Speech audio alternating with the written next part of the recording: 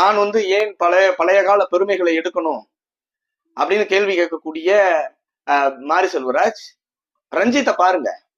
தங்கலான் ஒரு திரைப்படம் பல ஆண்டுகளுக்கு முன்பு கோலார் தங்கச் சுரங்கத்தில் தன் சமூகத்தின் அடையாளத்தோடு போராடிய சிலரை குறிப்பிட்டு அந்த கதைக்களத்தை அமைத்திருக்கிறார்.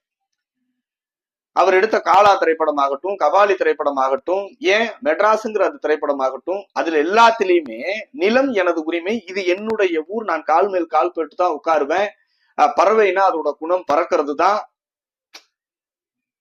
அப்படின்னு அவர் சுட்டி காட்டுவது எல்லாமே நாம் இப்போது இருக்கக்கூடிய நிலைமை என்பது நிரந்தரமானதல்ல.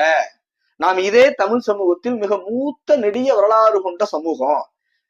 MC ராஜா, ரெட்டைமலை சீனிவாசன், அயோத்திதாச பண்டிதர்களை போன்ற முன்னோர்களினுடைய வரலாறு, அவர்கள் அரசியல் ஆளுமைகளாக இருந்ததை சுட்டிக்காட்டி அந்த மக்களுக்கு தன்னால் என்ற கருத்துக்களை கடத்த முற்படுகிற அந்த